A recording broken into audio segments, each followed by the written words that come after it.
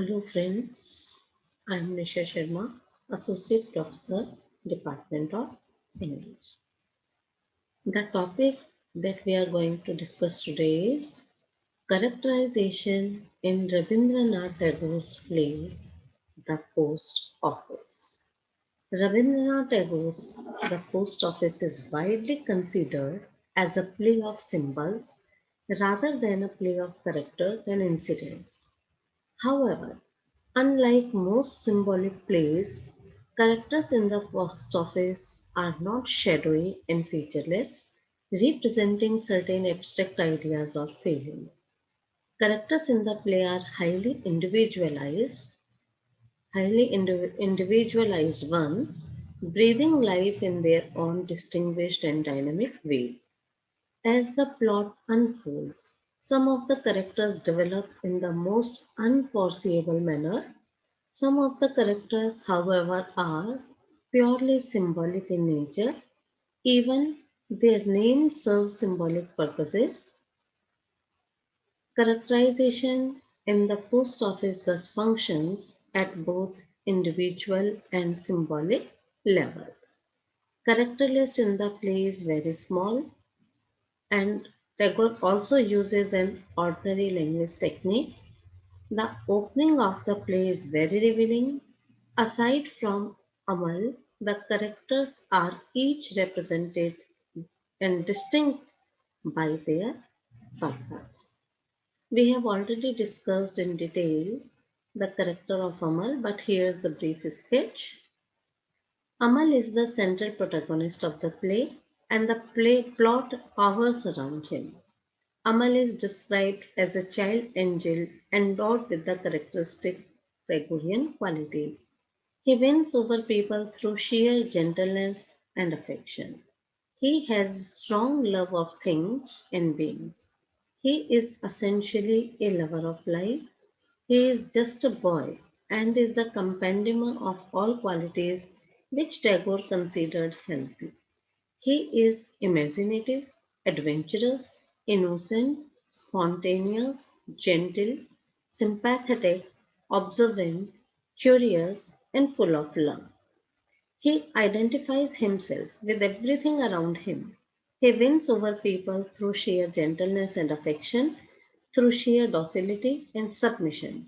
He has the capacity to bring out the best in the people whom he encounters. The play deals with Amal's tragic story of suffering and pain on the surface level, but a deeper analysis will reveal that Amal's death is not at all a tragic one.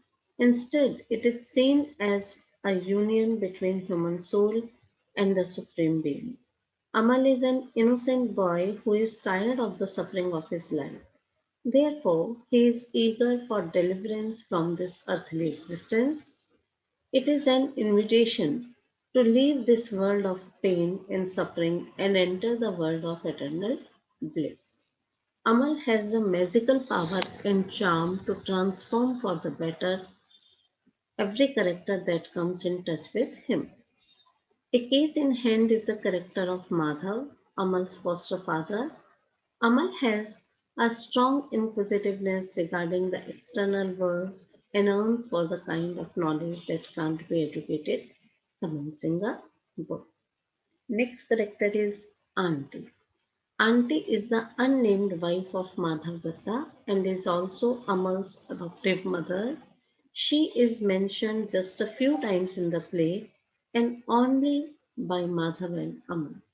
All that is known of her is that she wanted to adopt a son and that she likes to read. She does not actually appear to speak. It is odd that the adoptive mother of a boy who is clearly dying has no interaction with her son in the days leading up to his death. Next is curd sealer. The curd sealer precisely sells curds, is a vendor, and is not educated, but is skilled in existence. The dairyman, who is rather irritated in the beginning, gets closer to the boy and tells him that he has learned the art of remaining himself happy by selling curds.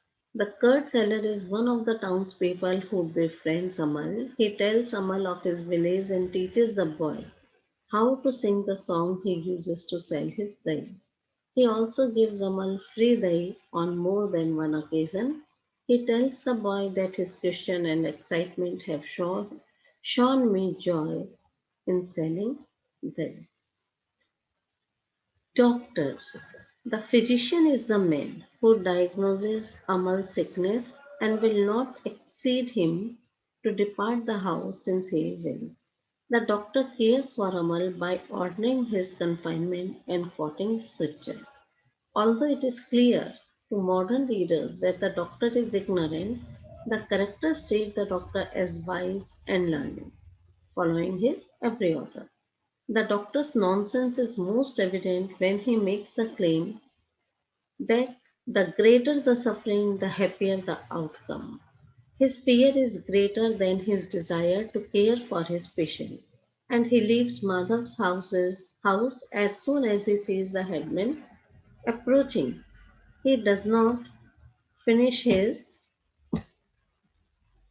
examination and promises to send medicines instead. Furthermore, the doctor does not take any responsibility for Amal's death. When it is clear the boy's illness is getting worse, the doctor says that his orders have not been followed, though in fact they have been. Madhav Datta.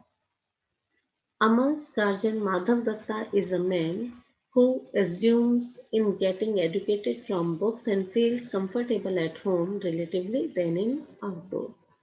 Madhav Datta is Amal's adoptive father and also Amal's foil. Where Amal is a dreamer, Madhav is the opposite, a businessman. Although Madhav did not want to adopt a child for fear that he would spend all of his hard earned money, he has done so for the sake of his wife. Madhav has grown to love Amal so much that he no longer cares if the boy spends his money. He says, before I was addicted to making money, but now my reward is the knowledge that whatever I earn will be his.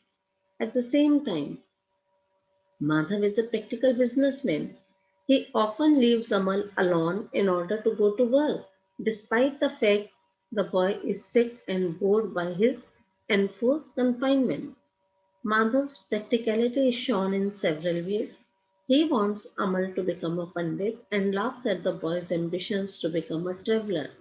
He sees the tall hills that Amal wants to climb as forbidding, and he feels they appear that way because they are not meant to be traversed. Amal, however, sees them as the earth raising up her hands and calling us. Madhav wants Amal to ask the Raja for something when he arrives, while Madhav indicates that he wants money or favors from the Raja. Amal is obvious to this, and the boy only wants to ask the Raja to make him a male carrier. Madhav is very much concerned with Amal, a sick child who is so quiet with all his pain and sickness. He tells Gaffer how earning has become very significant for him after the arrival of the boy. He says, formerly earning was a sort of passion with me. I simply couldn't help working for money. Now I make money, and as I know it is all for this dear boy, earning becomes a joy to me. Madhav takes everything at face value. He fears for Amal's life and asks for reassurances from the doctor. Yet he does not really see or acknowledge the fact that Amal's declining before his very eyes. Even as Amal dies, Madhav refuses to accept the truth of what is happening. Instead, he asks Thakurda why he is so hushed. Headman. The other people in the play love the boy. Even the village headman, the most negative character in the play, is changed by the magical power and starts loving the boy towards the end. The headman is placed in power by the king but is not popular with locals. The headman is the town bully, akin to the modern version of a mob boss. Most of the townspeople are afraid of him, but the watchman and the doctor head in the opposite direction as soon as they see him coming. Even Madhav begs the headman to be kind to them. The watchman says that headman's entire job seems to be troublemaking for everyone. This assessment proves true when the headman takes it upon himself to report Amal's perceived insolence to the Raja. However, the headman's plan backfires, and instead of being upset, the Raja decides to visit the boy and to send the royal physician to care for him. The only people who are not afraid of the headman are Thakurda and the royal physician. In the last act, both indicate that the headman should leave the house. Thakurda also defies the headman by pretending to read the fake letter he has brought to Amal. Raja. The Raja, like Amal's auntie, does not appear or speaking during the play. However, references to him drive much of the plot. Amal wants to work as a small career for the Raja, and he also happens to receive a letter from him someday. His hope caused the headman to complain to the Raja, but this only results in the monarch's plan to visit Amal. Though Amal dies and the story ends before the Raja appears, his emissaries stand beside Amal's deathbed. Raja's Herald. The Raja's herald enters to announce the Raja's impending visit as well as the royal physician's presence. Royal physician. The royal physician is likely more talented than the town doctor, and he immediately contradicts the doctor's orders, demanding that the room be opened up to allow the fresh air in. He also talks to Aman about meeting the Raja. The physician wants the headman to leave before the Raja arrives. But he relents when the innocent boy says that the headman is his friend. The physician knows that Amar is dying and he is kind to the boy, telling everyone to be calm.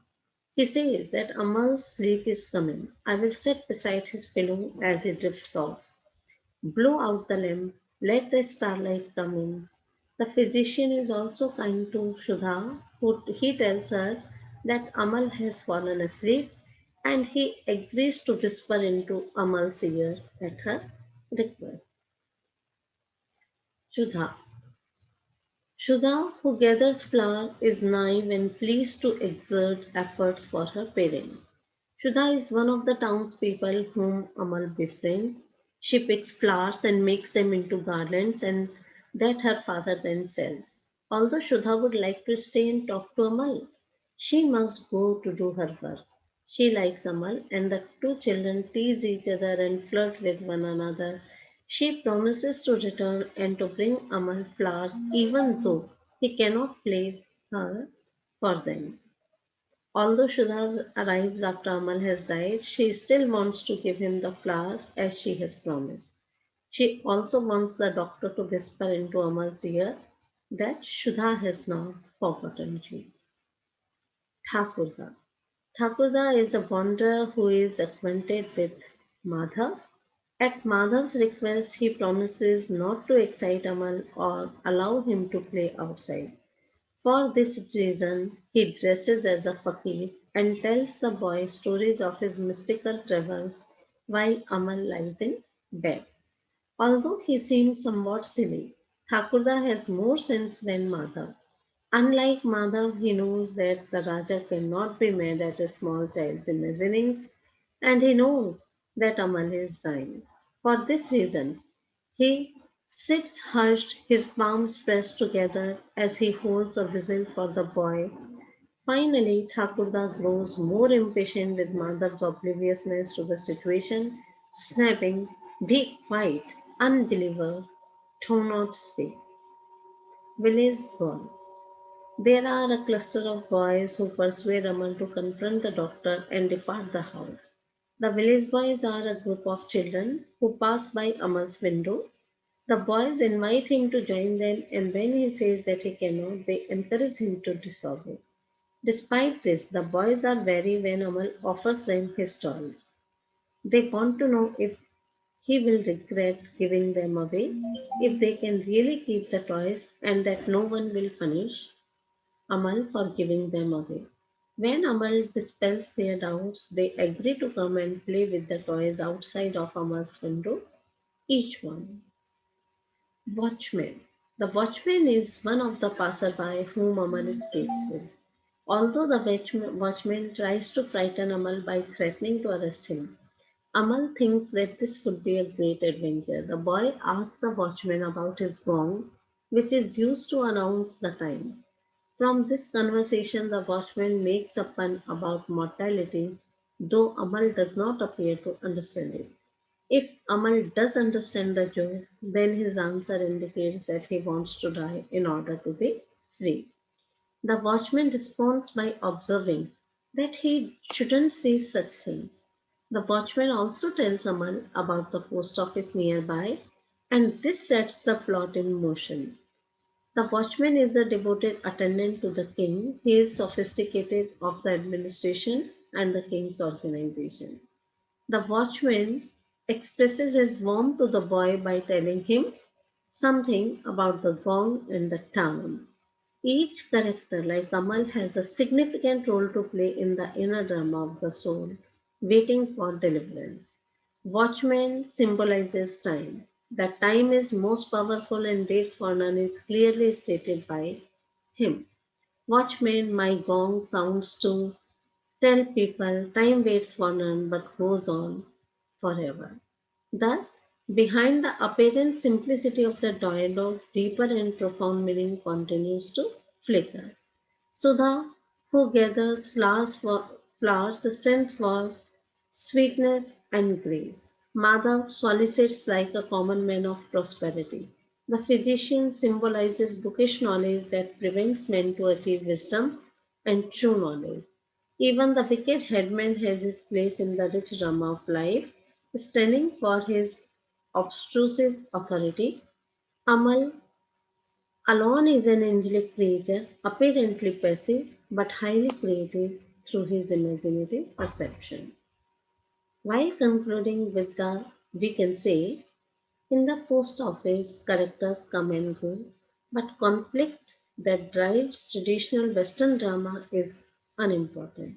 Instead, what holds our attention is the transformation of Amal. As he grows physically weaker, he grows spiritually stronger. And in the exquisite passage at the end, as he falls into an eternal sleep, we experience the world as his dream. Thank you.